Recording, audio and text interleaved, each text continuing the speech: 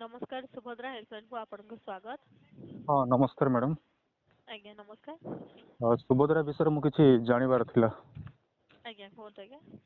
ମାନେ ଦେଖନ୍ତୁ ଆସନ୍ତାକାଲି ହେଉଛି ଆମର ଟେଷ୍ଟିଂ ପାଇଁ ସମସ୍ତ ମା ମାନଙ୍କୁ ଟଙ୍କାଟେ ପ୍ରଦାନ କରିବେ। आज्ञा ଏଇ ବିଷୟରେ କୋଉ ମା ମାନଙ୍କୁ ଟଙ୍କାଟେ ପ୍ରଦାନ କରିବେ ଆଉ ସେମାନେ କେମିତି ପାଇବେ କୋଉ ମେଥଡରେ ପଇସାଟା ପାଇବେ ସେ ବିଷୟରେ ମୁଁ ଟିକେ କନଫର୍ମ ଆପଣଙ୍କୁ ସବୁ ଜାଣିବାକୁ ଚାହୁଁଛି।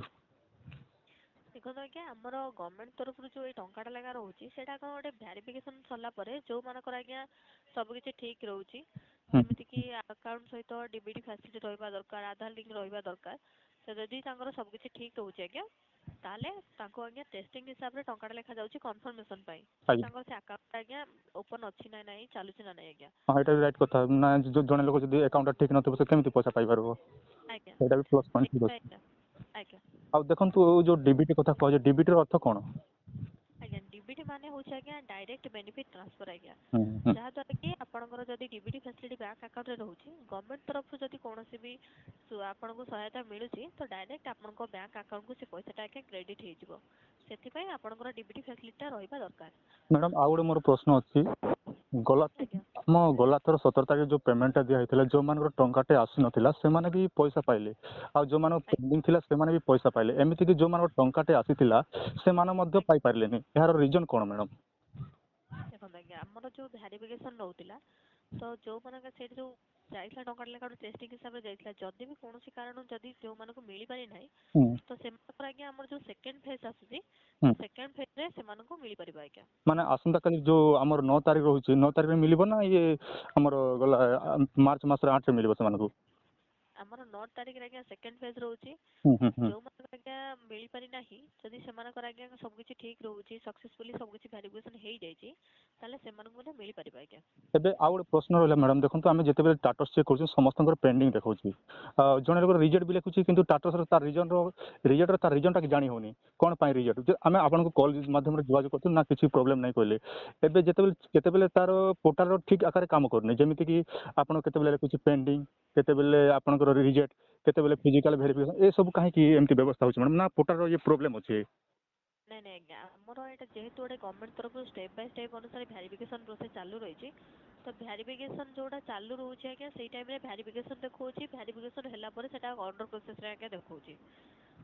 ଭେରିଫିକେସନ ମାନେ କେମିତି ଫିଜିକାଲ ଭେରିଫିକେସନ ହେଉଛି ନା ଖାଲି ଆପଣ ନିଜେ ଅନଲାଇନରେ ଭେରିଫିକେସନ କରୁଛନ୍ତି?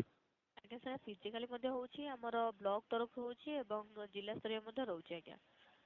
ହେଲେ ମ୍ୟାଡ଼ାମ ଏପର୍ଯ୍ୟନ୍ତ ଗୋଟେ ବି ତ ଆମ ଗାଁରେ ବି ଦେଖନ୍ତୁ ଗୋଟେ ବି ଭେରିଫିକେସନ କିଛି ହୋଇନି ଆମେ ଆମ ଗାଁର ଯିଏ ଅଛନ୍ତି ଆମର ପିଓ ତାଙ୍କ ସହିତ ଯୋଗାଯୋଗ କରିଥିଲୁ ବ୍ଲକର ଅଧିକାରୀ ଥିଲା ତାଙ୍କ ସହିତ ବି ଯୋଗାଯୋଗ କଲୁ କିନ୍ତୁ କିଛି ସେମିତି କିଛି ସଠିକ ନା କିଛି ମିଳିପାରିଲାନି ସେମାନେ କହିଲେ ଆମେ ଏ ବିଷୟରେ କିଛି ଜାଣିନୁ କହିଲେ ଆମକୁ କିଛି ମେସେଜ ଆସୁନି ବୋଲି। आज्ञा जदि आपणकर आज्ञा देखंतु गवर्नमेंट तरफ गवर्नमेंट तार से जो वेरिफिकेशन प्रोसेसटा रहउची आज्ञा तो सेटा को हिसाब रे करूची तो एबे जाय आम पाखो आज्ञा सेमिति एबे जाय अपडेट आसी नाही ହୁଁ तो एबे किंतु जो मानको न मिली आज्ञा तो जो मानकर एबे अंडर प्रोसेस देखौची किबा तांकर जो मानकर आज्ञा सब किछि वेरिफिकेशन सब सक्सेसफुली हेई जाईची ହୁଁ तो सेमानको आज्ञा मिली परिबा आज्ञा सेमानको निश्चित पैसा मिली परिबो।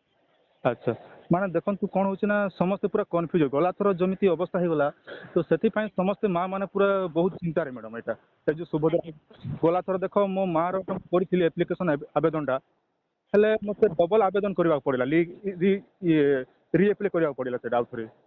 आज्ञा सेई टाइम रे आज्ञा किछि हमर पोर्टल रे आज्ञा बहुत प्रॉब्लम चालुथिला स्टेटस भी आज्ञा चेक करि होनथला किछि लोक मानको अपडेट देई होनथला आज्ञा जेहेतु एबे तार पोर्टल रे लिंक आसी जाईछि एबे अपडेट चेक करि लोक मानको आज्ञा कन्फर्मेशन दिया जाउछि सेतबेले आज्ञा सुविधा किछि नथिला तो सेथिबे आज्ञा एमिति बहुत सारा प्रॉब्लम होथला आज्ञा। ମ୍ୟାଡ଼ାମ ଆଉ ଗୋଟେ ସୁବିଧା ଅଛି କି ଆମର ଯୋଉ ଯେମିତିକି ଧର ମନେ କରାଯାଉ ଆପଣ ଏବେ କଲ୍ ସେଣ୍ଟର କଲ୍ କଲେ କଲ୍ର ରିସିଭ୍ ଲାଗିବାଟା ତ ବହୁତ ଅସମ୍ଭବ ହେଇଛି ମାନେ ସବୁ ଯେତେବେଳେ ଆମେ କଲ୍ କରୁଛୁ ମୁଁ ତ ଜାଣିଛି ଆପଣଙ୍କର କଲ୍ କରିକି ମୋ ଷ୍ଟାଟସ୍ଟା ମୋ ମାଙ୍କର ସବୁ ଦେଖିଲି ଆପଣ କହିଲେ आज्ञा ଠିକ୍ ଅଛି ହେଲେ କିନ୍ତୁ କ'ଣ ହେଇଛି ନା ଜଣେ ଜଣେ ଆମେ ଯେତେବେଳେ ବାରମ୍ବାର କଲ୍ ଲଗାଉଛୁ କିନ୍ତୁ ବହୁତ କଷ୍ଟରେ କଲ୍ଟା ଲାଗୁଛି ଆମର ଯୋଉ ଟୋଲ୍ ଫ୍ରି ନମ୍ବରଟା ତାର आज्ञा ମେନ୍ ରିଜନ୍ କ'ଣ ଅଛି? आज्ञा जेहेतु एटा गोटे हेल्पलाइन रहउची आज्ञा ଆଜ୍ଞା तो हेल्प नंबर जेहेतु रहउची तो एमिति आज्ञा ओडिसा रे अनेक लोक आज्ञा हम सहित जोगाजोग करूचंती ହୁଁ तो सेति आज्ञा गोटे टाइम रे आज्ञा बहुत सारा जेहेतु कॉल आसी आज्ञा सेति पई बहुत सारा एमती नेटवर्क इशू रहउची किबा प्रॉब्लम पई କିଛି ଜଣଙ୍କ କଲ୍ ରିସିଭ୍ ହେଇପାରୁନାହିଁ ଆଜ୍ଞା। ଆଉ ଏମିତି କ'ଣ ବ୍ୟବସ୍ଥା ଅଛି କି ମ୍ୟାଡ଼ାମ୍, ଯେମିତିକି ଆମେ ଗୋଟେ ପବ୍ଲିକରେ ଯାହାକି ଦେଖିପାରିବା ବିନା CSC ନ ଯାଇକି, ଯେମିତି ଆପଣଙ୍କୁ ଏବେ କଲ୍ ସେଣ୍ଟର କଲ୍ କଲେ ଗୋଟେ ବ୍ୟସ୍ତ ଲାଗୁଛି, କି ଏମିତି ଆଜ୍ଞା ପବ୍ଲିକର ସୁବିଧା ଅଛି କି ଯାହାକି ନିଜେ ସେ ନିଜଟା ନିଜେ ଚେକ୍ କରିପାରିବେ, ଯେମିତି ଆଧାର ନମ୍ବର ଦେଇ ହଉ କିମ୍ବା ତାଙ୍କର ରସିଦ ନମ୍ବର ଦେଇକି? ଆଜ୍ଞା ଏବେ ଯାଏ ଆଜ୍ଞା ସେମିତି କିଛି ଗଭର୍ଣ୍ଣମେଣ୍ଟ ତରଫରୁ ଏବେ ଯାଏ କିଛି ସୂଚନା ଆସିନାହିଁ, କିନ୍ତୁ ଏଇଟା ଆଜ୍ଞା ତା ଉପରେ ଆଜ୍ଞା କାମ ଚାଲୁ ରହିଛି, ତ ବ୍ୟସ୍ତ ହେବାର କିଛି ନାହିଁ ଆଜ୍ଞା। ବହୁତ ଜଲ୍ଦି ଆଜ୍ଞା ଆର ଲିଙ୍କଟା ମଧ୍ୟ ଆଜ୍ଞା ନାଇଁ, ଆସିଯିବ ସୁଭଦ୍ରା ଲୋକମାନଙ୍କ ଯୋଜନା ପାଖକୁ। ତ ମୋତେ ବହୁତ ଭଲ ଲାଗିଲା। ସୁଭଦ୍ରା ଯେହେତୁ ମା ମାନଙ୍କ ପାଇଁ ଆର୍ଥିକ ସହାୟତା, ହେଲେ ତା ଗାଇଡଲାଇନଟା ବହୁତ ବେଟର ଅଛି, କିନ୍ତୁ ତା ଗାଇଡଲାଇନ ଆଜ୍ଞା ହିସାବରେ ପ୍ରପରଲି ଏଇଟା କାମ ହଉନି ମ୍ୟାଡ଼ାମ୍, ମୋ ମତରେ। ଆଜ୍ଞା ଆମେ ଆପଣଙ୍କ ସମସ୍ୟା ଆଜ୍ଞା ବୁଝୁଛୁ। ଏବେ ଯୋଉ ରହିଲା କି ଲୋକମାନେ ଆଜ୍ଞା ଚେକ୍ କରିବା କଥା, ହୁଁ। ତ ଏଥିରେ ଆଜ୍ଞା ଆମେ ଆମର ହାୟର ଅଥରିଟି ସହିତ ଆଜ୍ଞା ଆଲୋଚନା କରିବୁ, ଯେମିତି ହେଲେ କି ଆର କିଛି ଗୋଟେ ସଲ୍ୟୁସନ୍ ଆଜ୍ଞା ଆସିଯିବ, ଆପଣ ଅପେକ୍ଷା କରନ୍ତୁ ଆଜ୍ଞା। ହଁ, ମୋର କହିବା କଥା ଦେଖନ୍ତୁ ମ୍ୟାଡ଼ାମ୍, ଆମେ ଯେମିତିକି କାଳିଆ ଯୋଜନା ହଉ, PM କିଷାନ ହଉ, ଯେମିତି ଆମେ ଜାଣିପାରୁଛୁ ନା ଡିଷ୍ଟ୍ରିକ୍ଟ ଲେବୁଲରେ ପେଣ୍ଡିଂ ରହିଲା, ବ୍ଲକ ଲେବୁଲରେ ପେଣ୍ଡିଂ ରହିଲା, କ'ଣ ପାଇଁ ରହିଲା ତା ରିଜନ ଜାଣିପାରୁଛୁ। ଠିକ୍ ଯଦି ଆମର ସୁଭଦ୍ରା ଯୋଜନା ଯଦି ମା ମାନଙ୍କ ପାଇଁ ସେମିତି କିଛି ବ୍ୟବସ୍ଥା କରିଯାନ୍ତା, ତେବେ ତାହେଲେ ମା ମାନେ ଠିକ୍ ଜାଣିପାରନ୍ତେ ଯେ ନା କୌଣସି ଆଉ CSC ସେଣ୍ଟରକୁ ଯିବା ପାଇଁ ବି ଆଉ କିଛି ତାଙ୍କୁ ପଡ଼ିବନି, କି ଆପଣଙ୍କ କଲ୍ ସେଣ୍ଟରକୁ ବି କିଛି କରିବାକୁ ପଡ଼ିବନି। ସେଇଟା ଆଜ୍ଞା ହେଲେ ବହୁତ ସମସ୍ତଙ୍କ ପାଇଁ ଉପଯୋଗୀ ହୁଅନ୍ତା। କାହିଁକି ନା କାହାର କ'ଣ ଡକୁମେଣ୍ଟର ପ୍ରୋବ୍ଲେମ୍ ଅଛି, କାହାର DBT ପ୍ରୋବ୍ଲେମ୍ ଅଛି। ପ୍ରାୟତଃ 90% ଆମ ଗାଁ ଗହଳି ଯେତିକି ଅଛନ୍ତି ସେମାନେ ଏପର୍ଯ୍ୟନ୍ତ ଆଧାର କାର୍ଡ ସହିତ ମୋବାଇଲ ନମ୍ବର ଲିଙ୍କ କରିପାରୁନାହାନ୍ତି। ତାଙ୍କ ଟାଟସ୍ ଚେକ୍ କରିବା ବି ମୁସ୍କିଲ ହେଇଗଲାଣି। ଯେମିତିକି ଆମର DBT କେମିତି DBT ଚେକ୍ କରିବେ, DBT ଯଦି ଚେକ୍ କରୁଛୁ ସେଇ ଟାଇମରେ ସର୍ଭର ଆଧାରର ପ୍ରୋବ୍ଲେମ୍ ରହିଛି। ଏମିତି ବିଭିନ୍ନ ପ୍ରକାର ଆମେ ଫେସ୍ କରିବାକୁ ପଡୁଛି ଆମକୁ। ଆଜ୍ଞା ଆଜ୍ଞା ସାର୍, ଆମେ ଆପଣଙ୍କ ସମସ୍ୟା ଆଜ୍ଞା ବୁଝୁଛୁ। ଆମେ ଆପଣଙ୍କର ଯୋଉ ଅସୁବିଧାଟା ରହୁଛି ଆଜ୍ଞା, ହୁଁ। ଆମେ ଏ ବିଷୟରେ ଆମ ହାୟର ଅଥରିଟି ସହିତ ଯୋଗାଯୋଗ କରିବୁ। ଏଥିରେ କିଛି ପଦକ୍ଷେପ ଆମେ ନିଶ୍ଚିତ ଆଜ୍ଞା ଗ୍ରହଣ କରିବୁ ଆଜ୍ଞା। ନା, ଏ ବିଷୟରେ ନେଲେ ସମସ୍ତେ ଉପକୃତ ହୁଅନ୍ତେ। ମୁଁ କେବଳ ଉପକୃତ ନାହିଁ, ମାନେ ଆମ ଆଜ୍ଞା ଓଡ଼ିଶାରେ ଯେତେ ମା ଅଛନ୍ତି ତାଙ୍କ ପାଇଁ ବହୁତ ଭଲ ହୁଅନ୍ତା ମ୍ୟାଡ଼ାମ୍। କାହିଁକି ନା ଏଇଟା ଆଜ୍ଞା ଏଇଟା ହଉଛନ୍ତି ଆମ ଲୋକଙ୍କ ସରକାର। ଯଦି ମା ମାନଙ୍କ ପାଇଁ ଯଦି ଏମିତି କିଛି ବ୍ୟବସ୍ଥା ହୁଅନ୍ତା, ତେବେ ତାହେଲେ ସମସ୍ତେ ଟିକେ ଉପକୃତ ହୋଇପାରନ୍ତେ। ଆଜ୍ଞା ନିଶ୍ଚିତ ଆଜ୍ଞା। ଆଉ 1 ତାରିଖ ଦିନ ଆମ 9 ତାରିଖ ଦିନ ଯୋଉ ପେମେଣ୍ଟ ଆସିବା ବୋଲି କହୁଛନ୍ତି ମ୍ୟାଡ଼ାମ୍, ଏଇଟା କେତେ ସମୟ ଭିତରେ ପଇସା ଆସିବ ଏଇଟା? ଆମର 9 ତାରିଖ ଯୋଉ ରହୁଛି ଆଜ୍ଞା, ହୁଁ ହୁଁ। ଆଜ୍ଞା ତାର ଏବେ ଯାଏ ଆଜ୍ଞା କିଛି ସମୟ ସୀମା ଆଜ୍ଞା ସେମିତି ନିର୍ଦ୍ଧାରିତ ହେଇନାହିଁ ଆଜ୍ଞା। କେବଳ ଆମର ଦ୍ୱିତୀୟ ପର୍ଯ୍ୟାୟଟା ଆଜ୍ଞା 9 ତାରିଖ ରହୁଛି।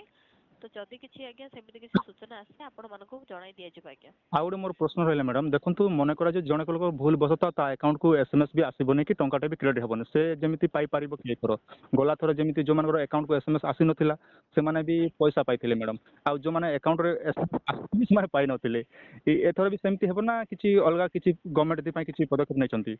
ଯୋଉମାନଙ୍କୁ ଆଜ୍ଞା ମେସେଜ ଆସିନଥିଲା ସେମାନଙ୍କର ଆଜ୍ଞା କୌଣସି ଯେମିତି କି ଫୋନ ନମ୍ବର ଲିଙ୍କ ନଥିବ ଆଧାର ହୁଁ ସହିତ ହୁଁ ବା ବ୍ୟାଙ୍କ ଆକାଉଣ୍ଟ ସହିତ, ସେଥିପାଇଁ ତାଙ୍କୁ ମେସେଜ ଆସିପାରିନଥିଲା।